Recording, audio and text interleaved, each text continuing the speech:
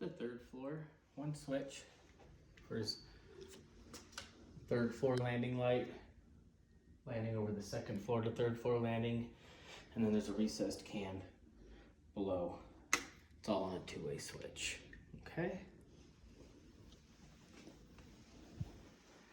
The bonus room, there's two switches, one for his bonus room light, one for the little hallway light going into the primary.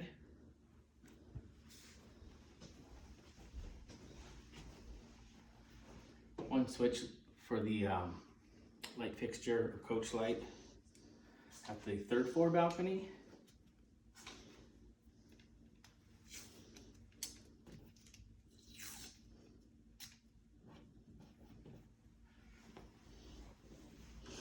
So again, on this sliding glass door, I have a little door stop as well.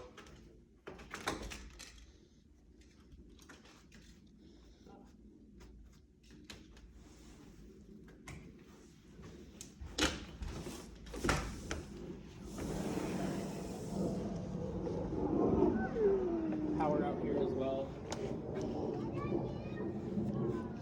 So pretty. Definitely has one of the nicest views out of all of the homes. Yeah, definitely. It's exciting.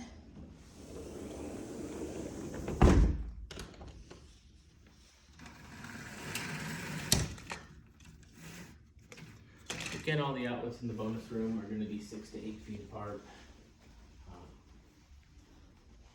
Come through. My cleaners will come through probably a day to 2 days before the closing, and we're going to clean all the windows one more time. Okay. On the exterior and interior. So before we get to the primary, we have our laundry room.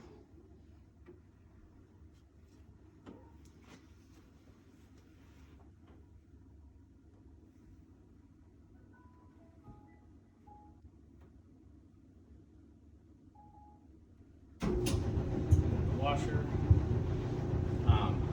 Typically we'll ask to add a garment before it. So it's trying to sense for a garment, so it'll stay locked, but it won't operate until a garment is in. In the laundry room, there's one switch for the whole house fan, which is in the lid. That fan's going to remain on all the time. It draws fresh air from the outside through the attic into the laundry room, and we'll push that out through these transfer grills right here. So this door can remain closed. You're gonna wanna leave that fan on all the time, just because of how tight we build these houses. The air has the potential to become kind of stagnant, like an airplane. So this allows your home to breathe. The only time you'd shut this fan off is if we had a day with bad air quality. So let's say there was a forest fire in the mountains, and it was smoky outside, you'd shut that fan off, okay?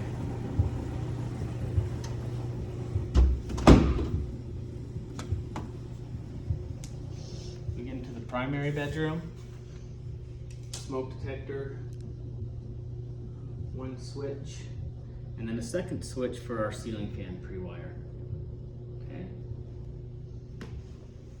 Get all your outlets, 6 to 8 feet. On the wall, common to the linen closet and the primary closet, we have our cable and data ports, and then our two supplies over here.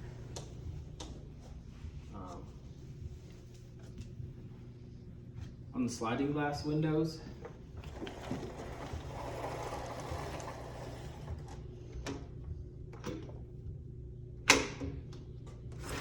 open them up about halfway, and they'll pop out. So you can clean both sides of the exterior and interior of the window. And then on the screens, typically if you push on the frame over here, I'd advise to do that, and then your screen will release. But don't pull on these little tabs. They become fragile.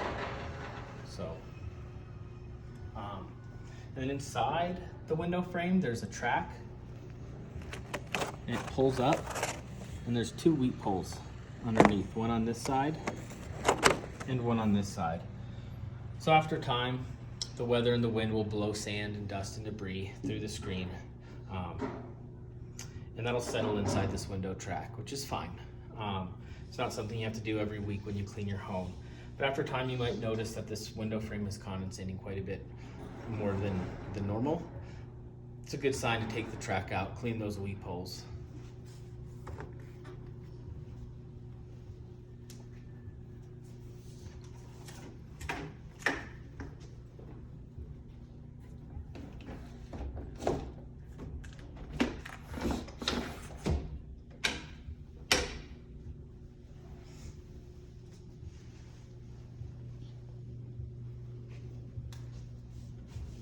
Head into the primary bath. 2 switches, one for our light fixture and one for the exhaust fan.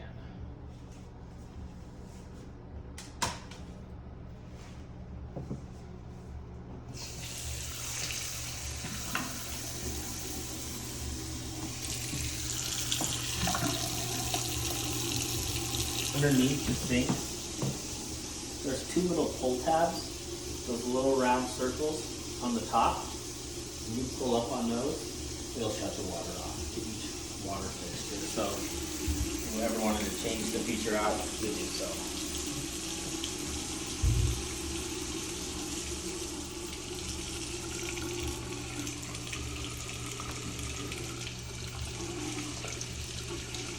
So there's no scope plates on the sinks throughout the home. So you're gonna have really hot water coming out of each sink. However, in the primary shower and your secondary bath, when we turn this on all the way to hot, the water won't be nearly as hot as what you're gonna feel coming out of your sinks. If you like really hot showers,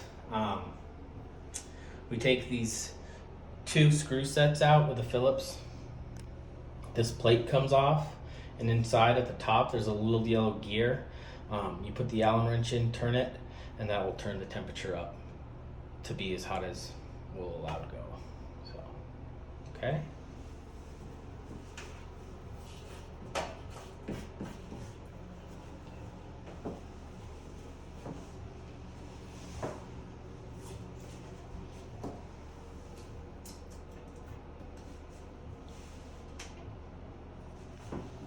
Water closet, 2 switches, one for the light fixture and one for the exhaust fan.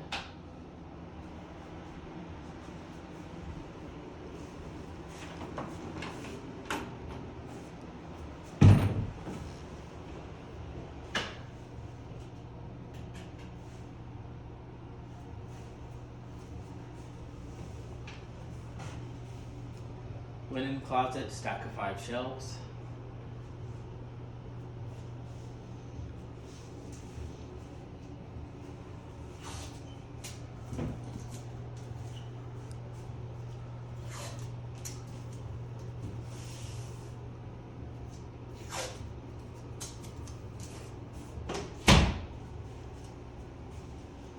Primary closet.